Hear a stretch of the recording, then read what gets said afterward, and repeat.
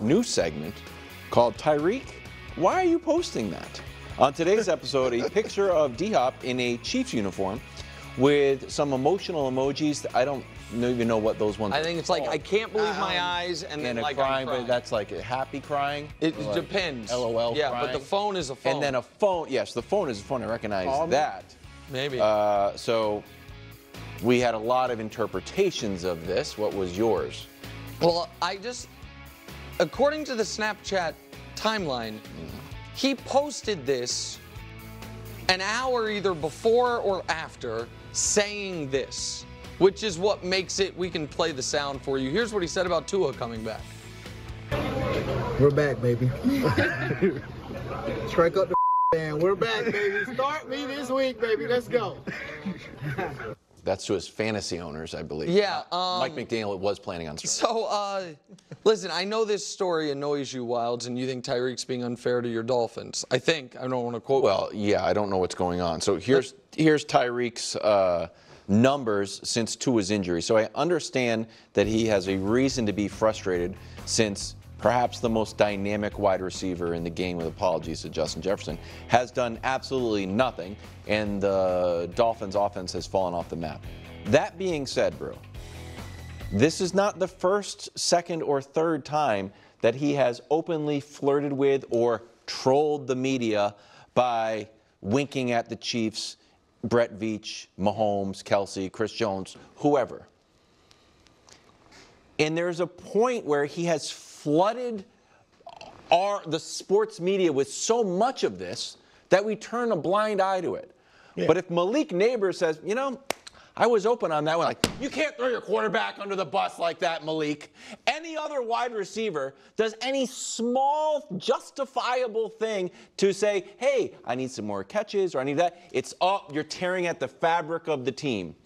Where this guy, who is the foundational cornerstone of Miami's offense, who just got an extension, is flirting with his ex-team excessively, and no one talks about it. I think there are two reasons for that. One, he's like the boy who cried wolf. He does it so much. Are we really taking this seriously? We're joking about this. And everybody's laughing. It's like Draymond yelling at the refs. You do it so much, you get allowed. Okay, whatever. Yeah. And the second thing is, he also, and maybe this is smart on his part, is crafty, whatever, he speaks glowingly of Tua. Exactly. Like he's doing all this other side flirtation, but telling you you're gorgeous. Man, look at you. And Tyreek is a man who, it's pretty well established, he can spread his love a lot of people at the same time. Yeah. And I mean, exactly. That's a good way to put it. And so I just think, I don't think we should be shocked that Tyreek Hill's like, I love the Dolphins. I love the Chiefs.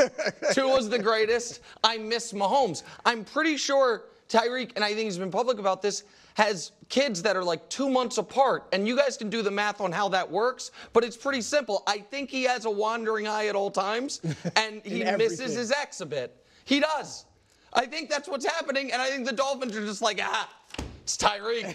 He can't. He just hasn't been able to win the right, but so to be fair to Kyle Shanahan, since he took over the San Francisco 49ers, there's 3 guys coaching who have won a Super Bowl. Andy Reid, Sean McVay, and Doug Peterson, who's on his second job and might be on the way out. The active coaches who have won a Super Bowl, there's 7. 4 of them, though, won their Super Bowl more than a decade ago, more than a half decade before Kyle got his start as a head coach. Because you have Sean Payton, Mike McCarthy, Tomlin, and John Harbaugh. That's all pre-2013. Shanahan got the job in 2017. Since Kyle Shanahan became a head coach, by any metric, he's one of the very best. And the stuff Wilds, I think, bangs him on a bit, the not getting over the hump. Well, I mean, he's second in all the playoff stuff to Andy Reid. And so I think this is unquestionably Purdy, and I'm not really focusing just specifically on the Cowboys game. It's kind of the pressure on this season for them because, like you're saying, Brew, the Niners, it's not like if they don't pay Purdy this offseason, they're moving on from him. Right. They have him for you next. You don't have to pay. Of course. So, and it's not even because they could franchise tag him. He has one more year on his contract for $1 million. Like, they've got all the time they want with him. I think Purdy, while I might be on the more skeptical edge, I think there is a good bucket of people, even in that Tiers article that you reference all the time, who are people that are, okay, he's good, but he's, league average-ish. And I think Shanahan is almost universally accepted as top 5 coach in this league. And I think if Shanahan were to come available, there's 20 teams that would move on from their coach for him. I don't think there's 20 teams that would move on from their quarterback for Purdy. So I just think one guy is minted and the other guy is approaching that status. And I know that's fair, I guess. I never thought about it like that. If they were both to magically become free agents, I mean, it would be more sought after. Well, there's 15 teams who wouldn't move, clear cut wouldn't kick their quarterback to the curb for Purdy. There are not 15 teams that wouldn't fire their coach for Shanahan. Yeah, that's probably true. 15 might be. I mean, he's in that tier 2. Like you said, he was a tier 2 quarterback. But I think people are watching him. I think most people around the NFL believe he's good. He's played really good football since he's been there. But to your point, if they pay him $60 million, they're not going to have as great a roster. We see it with Dak right now. And so that's the question. And it is being answered, going to be answered this season. Can I throw a Shanahan thing at you? Sure.